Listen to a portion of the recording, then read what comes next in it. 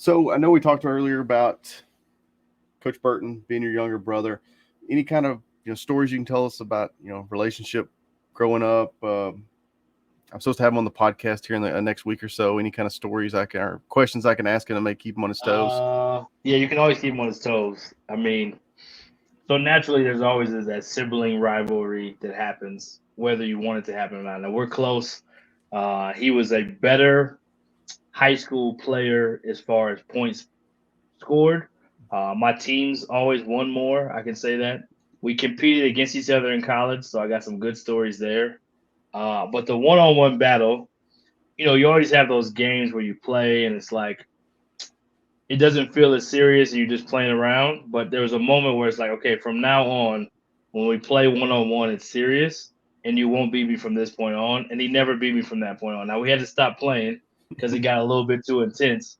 But he'll say differently as little brothers always do. But Yeah. that's the story. I'm sticking to it. That's fact. And then when we played in college, so he actually wanted to go to the same school I went to. My senior year, I was at UT Dallas. I started at St. Edwards, then I moved to UT Dallas. We won. It's one of the best D3s in the country now. They've had tremendous success. Same coach, Coach Butterfield, Terry Butterfield. But Jason wanted to come, and Coach Butterfield's recruiting him. I couldn't tell Coach Butterfield, like, Coach, right now I don't always love playing for you, so I'm definitely not bringing my brother over here. But I also wanted Jason. We went to Plano East. Richardson's right down the street. I felt like it was a little too close. I went to Austin and came back home.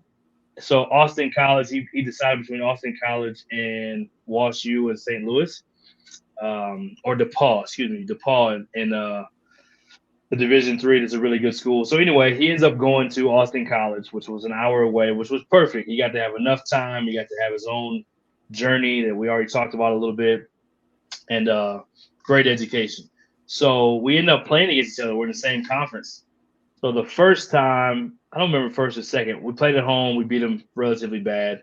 The other time we played at their place, and there's this moment at the end of the game where he's guarding me. It's the end of the game. I think we're up like, I don't know, 17 points at this point.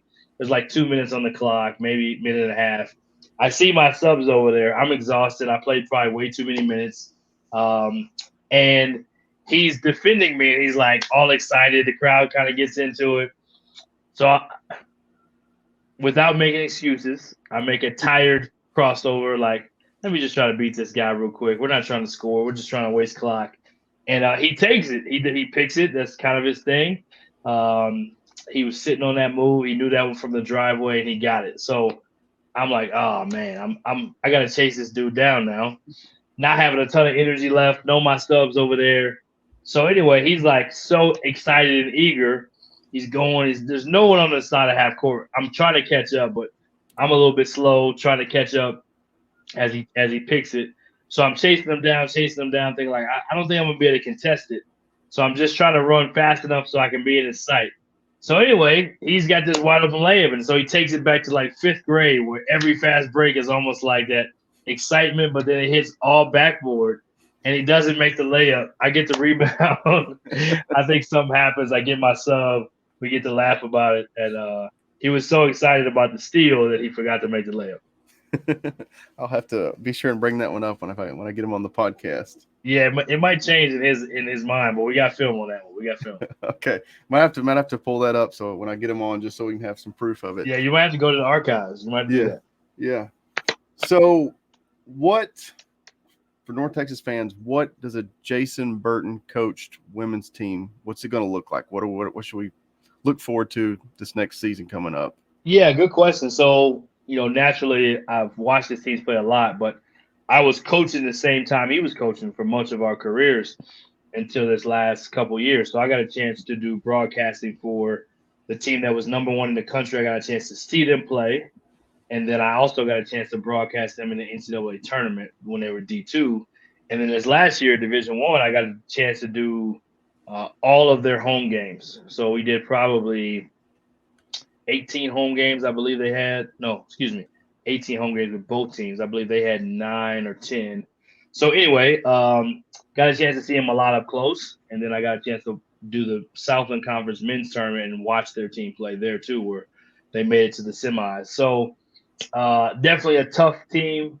Toughness will be high on the list to be excited about. A team that plays fast. They take a lot of pride in playing fast. They're aggressive both defensively and offensively. So definitely like to force turnovers. I think at the Division II level, I talked about them being number one in the country a year ago. Broke a ton of records at that level for Commerce, but they were number one in the nation, I believe, in free throws attempted. So you'll see an aggressive team that's going to get to the paint and put pressure on the other teams. They were also number one in the country, I believe, in total rebounds. I believe it was, or rebounds per game, one of the two of those. So high efficiency on the glass, especially the offensive glass. They limit other teams from getting offensive rebounds, but they do a great job kind of getting their own misses. So that aggressiveness plays into play. And then other than that, they're going to play smart. They're going to play unselfish, but they're definitely going to be a team that's going to be fun to watch. I think the beauty of it is, the recruiting landscape doesn't change a lot, right? The portal was always the portal when you're D2, so you're always trying to grab the best players you can from the portal. But I think the beauty of the portal can be when you have a metroplex like Dallas and you have a state like Texas that has the best players in the country, bar none. There's no state that has better. There may be some that have as good, but there's no state that has better players in men's and women's basketball. So you'll get a lot of players that want to come home, and then you get just a lot of players that have played either AAU, grassroots tournaments in Texas, in Dallas, that are familiar, that also have an attraction to it. And then also, good players want to play with good players. So I think that also just attracts more players to want to play, whether they're in the regional states close or even nationally. I think you can get the Oklahomas where Tyler Perry is from. You can get the Kansases, again, the Texas, of course. But I think you can get a lot of different players to want to come there. So I think the talent level, his teams are normally pretty deep because they do press, they do play full court, they do like to pressure defensively. So I think playing anywhere from 9 to 11 different players, is not uncommon for him. So I think that's the beauty of it too, is that anybody on any given night, they had a unique situation last year where they were winning the conference. They were 6-0 in conference play, first year in the Southland, and they lose their best player, Deani Robinson, to an ACL injury.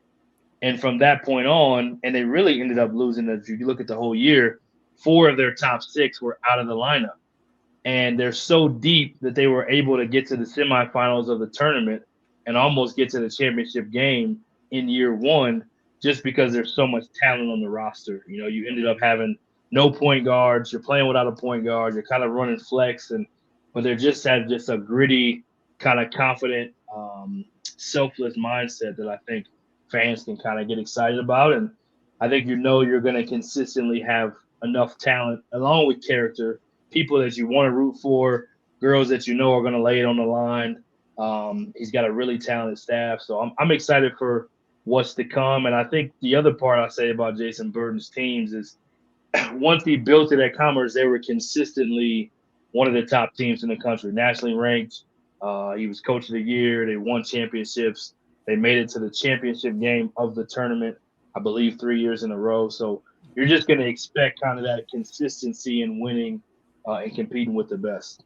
Yeah, I think that's one of the most exciting things about it for me is like you said, not only building a winner, but consistently winning. And most of the listeners know I'm from East Texas. I'm about 25, 30 minutes from Commerce. So I've been able to watch and see what he's done from afar. But I mean, it's been truly impressive. And then I said it to you before. I mean, him coming in his press conference. I mean, he won the press conference. I mean, anybody that wasn't a Jason Burton fan, that's a North Texas fan before, I mean, his press conference, he definitely won me over. I mean, if I was a high school girl or college, transfer wanting to go play basketball, he's a coach that you could see that could easily want to run through a wall for us. So I think exciting future for North Texas women's basketball for sure. Yeah, he's got an it factor. I'm glad he's not choosing to get into the media because he's better at it than I am.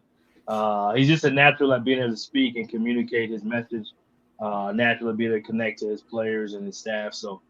And the community. I think that's the part that's exciting too, is that, like you said, if you saw the press conference between him and Ross, they both have a way with the microphone and a way with communicating and a way to draw people in and makes them want to believe in what they're doing. So I think that is exciting on both sides.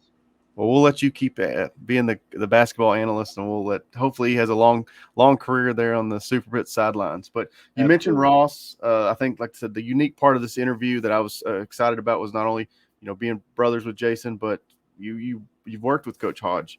Yep. I think I've heard in one interview, I think y'all were actually roommates. Y'all actually you may have lived together. I lived it out. Yep. So you've got a perspective of Coach Hodge maybe some of us don't have or haven't seen. If you want to talk about that a little bit. Yeah, I mean, Coach Hodge is like, he has this, I call him the mayor because he just has that presence. He can communicate like you saw again in the press conference. I mean, I think most of us were like, wouldn't have been mad if he kept going because he just he's got so many stories. He's got such a great way of drawing you in. And he's just so great at his relationships. I think that how he appreciates those players, and he talked about it time and time again. You can see it, you can feel it. It's not fake. And he's just a genuine person. I think that's the best part about him. But don't get it twisted. He has a high level feel for basketball. Like when some people are just born with a knack for it. And there's some things it's like, oh, this guy has an X and O ability, or oh, this guy's really great at recruiting or development or defense or offense. And the part, I know Ross has this defensive reputation, #1 defensive field goal percentage in the country last 2 years, and he's the anchor of that. But at the same time, he just has a high level feel for basketball. And so what does that mean? Like there's a lot of stuff you can't really explain that he just has a nuance and an understanding of, partly because he's worked for and played for a lot of great coaches. But some of that's just natural. It's God-given. And I think that's the part as a point guard, former point guard at Commerce, was a really good player there. He played at Paris Junior College before that.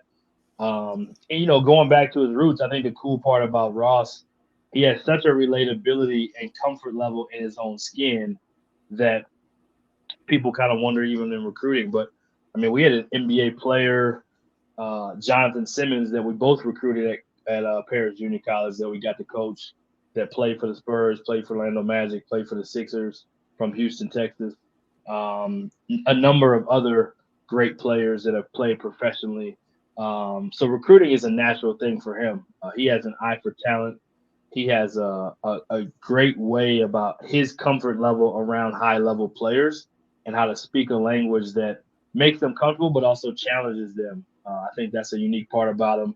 He's got a really unique balance of being able to balance how can I say this? Just being very close to those guys and having this mutual respect in this relationship, but also holding them to a high standard. He doesn't budge on that. And I think that's part of what great players want that. And they see that and feel that in him. And it's not fake. It's not forced. He's not a salesman, but he's just so good at being able to connect and speak a truth that they want to hear and that they're drawn to. So I think that is one part. Ross grew up in basketball family, basketball country. Lynn Bishop, who he talks about, Coach Lynn Bishop Sr., who coached Chris Bosh in high school. One of the best coaches to coach in the state of Texas on the men's side, on the boys' side, excuse me. But Ross was like probably the only white guy on most of the teams he played on. So he also has a comfort level of being around other hoopers and other people that don't look exactly like him, don't have exactly the same background, but he can relate. It's not fake of like, he's lived it. And I think that's the part that people can feel that without him even saying it. And I think that's the cool part about who he is. And then lastly, I can say he didn't have as much swag when I worked for him as he does now. I take ownership in some of that. Okay. You can pick on him on that too, but our Paris Junior College gear was not the best. I was always trying to get him to like, hey, let's raise the level of this thing. He wasn't into that at that time. His shoes that he wore, his shorts, I'm like, Coach, we got to get you to like understand how this really goes when it comes to you can talk the part, you can coach on the floor, but I need you to look the part too. So now he's all about, the freshest shoes and everything's on point. So I like to take a little bit of credit for that. You can give him a hard time. I will. I think I seen either somebody posted a picture from back in the Paris Junior College days. It was Jareem. Jareem Dallin posted a picture. Yeah. Yes, and I think Coach Hodge's shorts could classify as capris maybe now, the 3/4. Yeah, and he actually, that was a pair that I actually had to probably convince him to actually do. It was a throwback pair. Yeah. He's like, man, I'm not wearing. He's like, you got to do it, man. You got to jump out there. Now the shorts, the length of them back then was a little bit different. It went to your ankles. If you didn't have those kind of shorts, Yeah. we questioned if you had credibility. Yeah. I remember my high school team, our shorts we thought were too short back then, but now that's like the style now. So it's kind of reverted back. It is. Guys actually roll their shorts up yes, to make them shorter, which that's a whole nother story. And if our senior year, if they weren't going past our knees, we thought, we were showing way too much leg. So it's funny how those things go back. But yeah, Coach Hodge, I mean, when the NIT run was going on, I can't say enough about what Grant McCaslin did for North Texas basketball. Absolutely. I mean, he took over a program that was, I worked for the previous coach, Coach Benford. I really liked Coach Benford, but where the program was when Coach McCaslin took over, he took it leaps and bounds, and it was almost, it was instantly. CBI champions first year, and then back 20-win seasons, conference champions. So nothing against Coach McCaslin. We got to be grateful for what he did. But when we started hearing the rumblings about Texas Tech, me in the back of my mind, most of my friends that are gambling was like, do we bet against North Texas? And I'm like, with the coaching rumbling, this is, I could easily see a team going out there and laying an egg. They never did it. They kept powering through and making it all the way to the championship and winning. It was just an unbelievable run. But what was during that process, you hear your coach headed to Tech. There wasn't one person I talked to from other college coaches, players, fans. It was Coach Hodge. This is his job. So I think that speaks volumes for not only the guy, the coach, the person. So seeing him, be able to get the reins, because and I give credit to Jared Mosley, because a lot of ADs would overthink that. They'd want to go through the coaching search and make a bigger deal than it is, and not do the the keep it simple, stupid method. I think he made the home run hire, and it was the easy hire to make. So excited to see Coach Hodge become the leader, take over the reins. I think he's played a bigger part than most people realize the last few years. Oh, no question. You've seen a Paris Junior College coach team. You've seen a Midland coach team by Coach Hodge. What does a Coach Hodge coach team look like when he's the head man? How much different is from what we've seen the last few years? Yeah, I think the cool part about it is those guys are so similar, and I give quick kudos to Grant McCaslin. I got to work for him for a short amount of time. We competed against each other. When Ross was at Paris and I was his assistant, we played Midland in a scrimmage. And that was kind of they had already had a relationship that led to that scrimmage. But I think that was the beginning of like those two guys really learning and seeing we're a lot alike. We have a lot in common.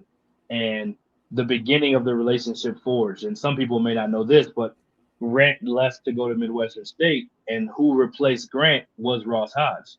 And Grant, I think, directly had something to do with it. I was a part of that process. And I think out of respect to Ross, he wanted to help him get in a chance, and he wanted to leave Midland in a good spot.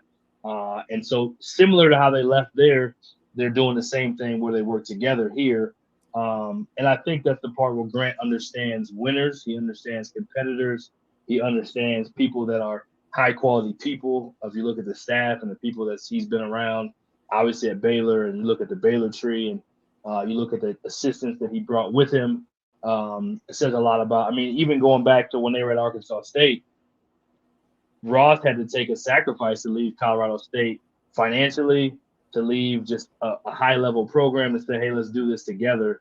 And that's exactly how they always did it. Kind of more or less kind of a co-head coach kind of a feel to how they did it.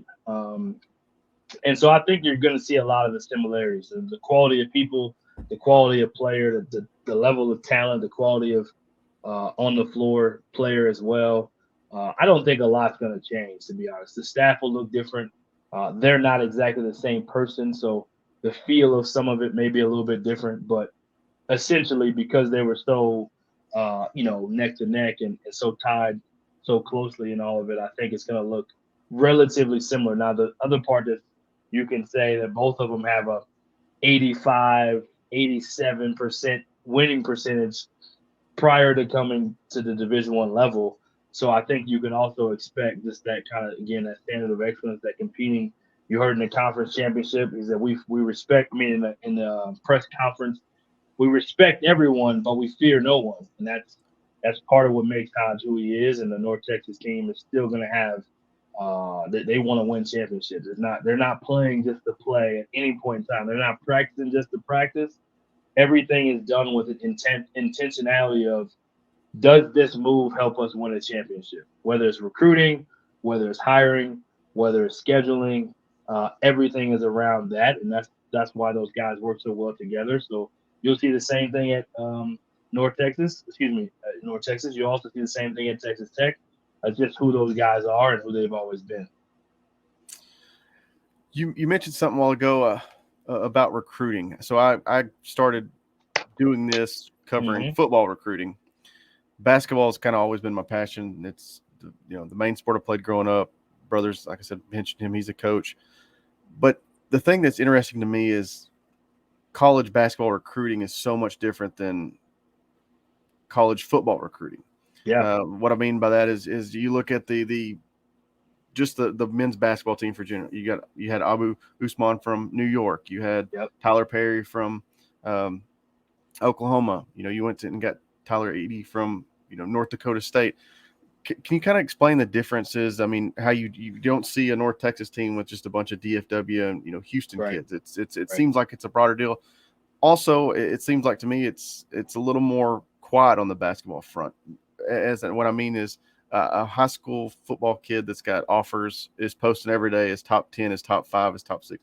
It doesn't seem like that's the way in basketball terms. It seems like basketball is a little more, I guess, quieter in general on the large scheme of things, I guess. And maybe you can speak a little bit of that and maybe. Yeah, I'll speak to both of those. I left one shout out I want to say to Mosley too, because Jared Mosley played basketball. He knows what it looks like. And he hired Grant McCassin at ACU. Then he hires Joe Golding. He's been successful, obviously, in that same conference now at UTEP. Did unbelievable things at ACU. And then he hires Ross Hodge and hires Jason Burton. So I think Jared Mosley has an understanding of what winning looks like, what a championship level coach looks like. So I do give him credit too. Kept it really simple with both hires because the footprint of what Jason Burton has done at Commerce can easily be a similar thing at North Texas. The thing about the Division II level, Jason and his teams were competing against Lubbock Christian, who won a national championship, and you're playing against top 5 teams in the country at the D2 level. So I think that understanding of the Lone Star Conference and smaller the level underneath it, guys have to do more with less. I think that also speaks to Mosley understanding what it takes, because he's the one that hired Grant McCassin away from Midwestern State to Abilene Christian when everybody was like, why would you make that move?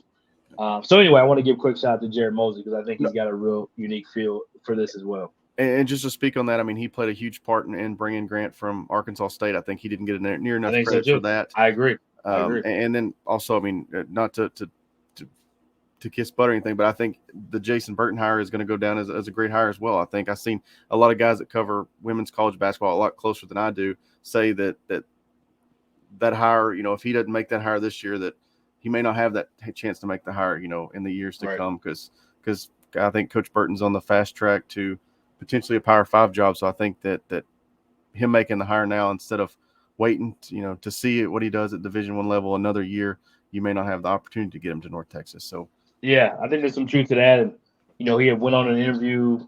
He's interviewed for jobs every year since he's been at Commerce and Division I jobs. So he actually had an interview the week before North Texas. I think he would add an interview the week after. He was in the conversation as a dark horse at TCU, only having coached 1 year. So I think now that he's at North Texas, though, to let North Texas fans kind of breathe a little bit, it is his dream job. He spoke about that on the press conference.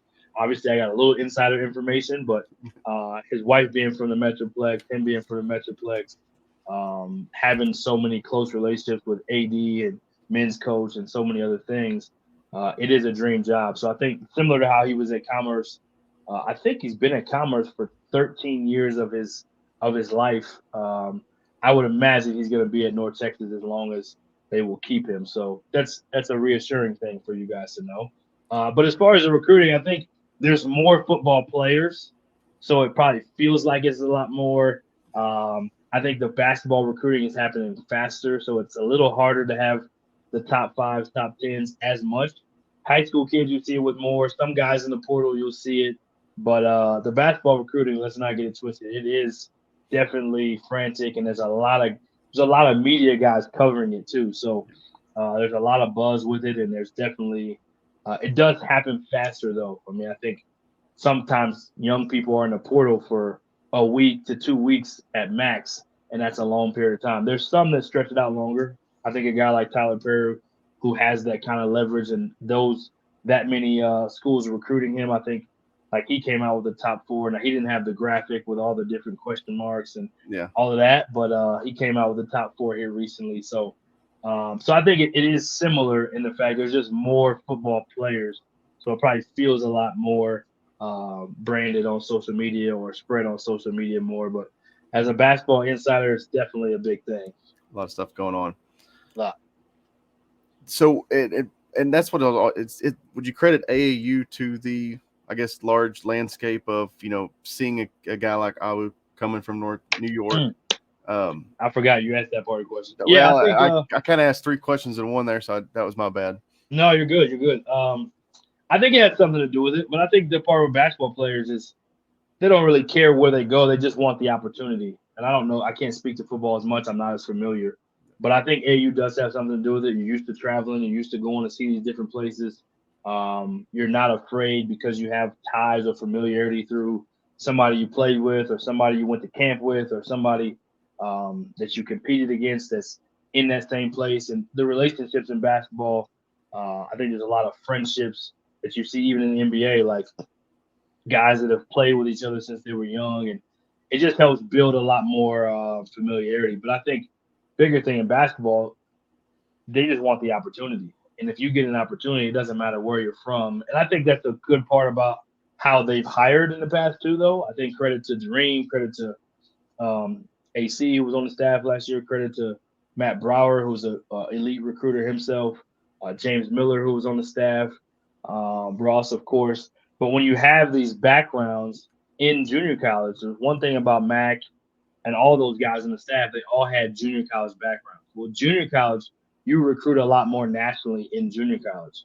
And a junior college player will go anywhere to have success. So I think as much as this has something to do with AU, I think junior college athletes are so willing to go wherever for the best opportunity to get to a place later that it also creates that familiarity for someone to say, well, I have a friend who played at, this junior college in Texas. So Texas is this and that. So I think the world gets a lot smaller because of the internet and then also because of AAU and junior college and those guys just being willing to go anywhere. But as the coaches, they recruited nationally. So they were comfortable to say, hey, I don't have to just stay in Texas in order to get the players I need.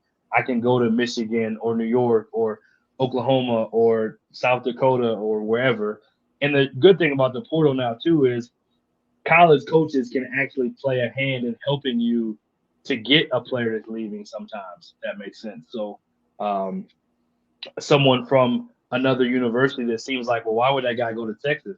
Well, if the two assistant coaches or head coaches are close friends and they can share some inside information, sometimes that helps you get a leg up in a portal that's kind of going fast and kids are looking for where can I trust, and you're trying to speed that process up.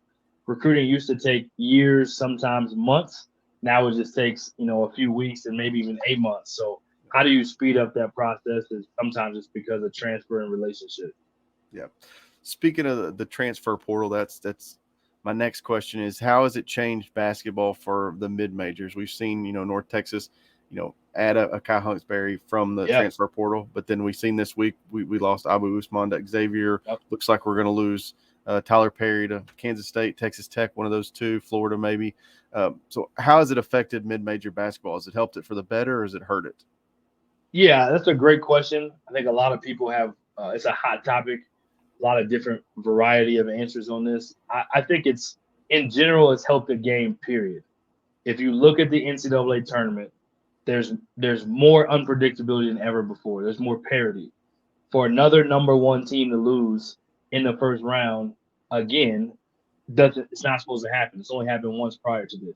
For FAU from Conference USA, who North Texas has some intense battles with, for them to go to the Final Four and have everybody back and can essentially have a chance to have an amazing top 5 preseason ranking that never would have happened before the transfer portal. San Diego State has had good teams before, but for them to go to the tournament. So I think, and even when you look at Miami, because of NIL, Miami was able to capitalize in a big way, and they made it to the, Elite Eight the year before, Final Four this last year. So I think it's a good thing for both sides. All levels have an opportunity to get a level of talent that they couldn't have gotten. And if you lose a Tyler Perry or a whoever the case may be, you can actually replace maybe not the same production, but you can get a player that's near the same talent as that you couldn't have gotten before. And you see, similar to what you mentioned, Division II players are moving up to Division I and having these impacts. It's like, well, that guy played Division II. He's not supposed to be able to do that. So part of the trick for mid-major fans, I think you have to understand the window that you have a great player is just not as long anymore. It's probably, instead of having a 4-year player, we thought ORU have young man Max, who's one of the top players in the portal right now. Took him to the tournament twice, took him to the Sweet 16, probably the all-time best player to ever play there. But he's got one more year eligibility. Does he stay there and just do it again? Well, part of it is these young men want to play in the NBA. That's one. So the higher stages you play on, they feel like it increases their chances, which oftentimes it does. And then NIL with the transfer portal has really changed it. If it was just the transfer portal, it might not be as captivating as it is. But because the NIL component, young men are able to make life-changing money that they could maybe never make in another scenario. I mean, you look at the player of the year at Kentucky, Oscar Tshiebwe, the player of the year decides to come back to college because he's able to capitalize on NIL in a way that, makes it comfortable for him to turn down money that he can get in a year anyway. But I think that part is really cool. You saw Drew Timme go back to school. You saw the big fella from Michigan go back to school. You saw all these you see Baycott going back to school another year at North Carolina. I think you'll see more and more of some of the best players in college basketball coming back because they're able to make, these 6-figure amounts of money that, I mean, you look at it, why would they not be able to make that? First of all, in my opinion, because they are the product. Let's not get it twisted. But also, it's hard for a mid-major to keep a young man when the market says it's almost like a quarterback. Well, does Tony Romo or Dak Prescott deserve that money? Well, the market says he does, so you can't really argue it. You can let him go to free agency, but you're going to lose him, Jerry Jones, so you might want to pay him. And it's legal now with NIL, so a player like Tyler Perry or a player of the year at a mid-major can now get so big of money in the market that a place like North Texas and any mid-major will struggle to keep those good players because the market says they can get this amount of money. And you can keep a player like last year, Tyler Perry could have left. Same with the big fella that's going, I believe he's going to Xavier. Abu Usman. They both could have left, and they both had people wanting them to leave. But because of NIL, they were able to get enough to keep them for one more year. And keeping them one more year led them to getting the NIT championship. So you have to be able to understand the way that it's changed. Just means Tyler Perry loves this place. He loves North Texas. He cried at the press conference. This place, he bleeds green. He always will.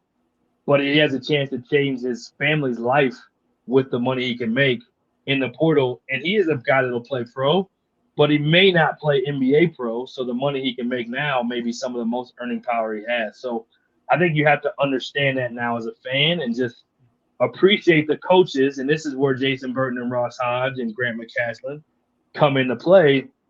Those guys have been JUCO, been D2. They're used to putting new rosters together every year.